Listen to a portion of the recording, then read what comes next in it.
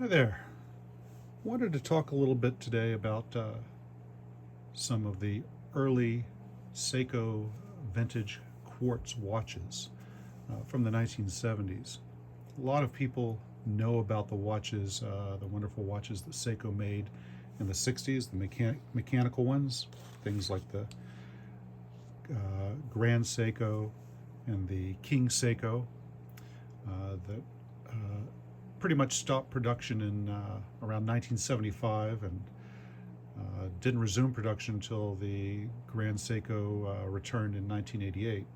But in the meantime, there were some fantastic quartz watches that Seiko developed that are the reason, in fact, why they stopped making mechanical watches for uh, uh, King Seiko and Grand Seiko. So I thought I would highlight a few that are really interesting to me. Um, One of the early ones was the VFA, or Very Fine Adjusted watch. And these were really highly developed, high-end watches, jeweled watches. Like all the watches that you see here, they were meant to be serviced. They're on the wrists. They just feel great.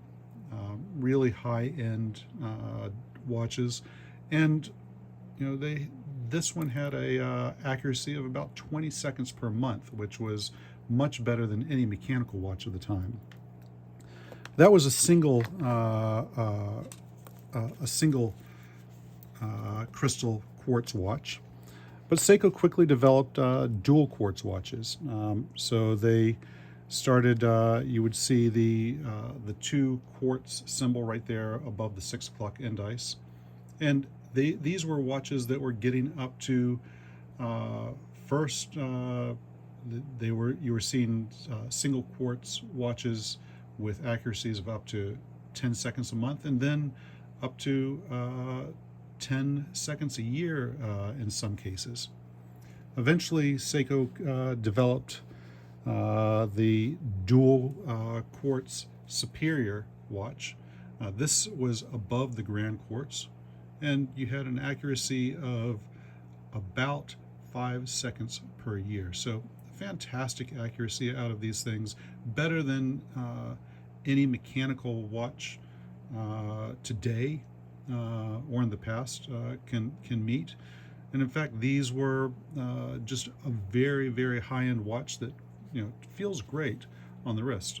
I happen to like them just because they are have a flair that you saw in the 70s that you just don't see today.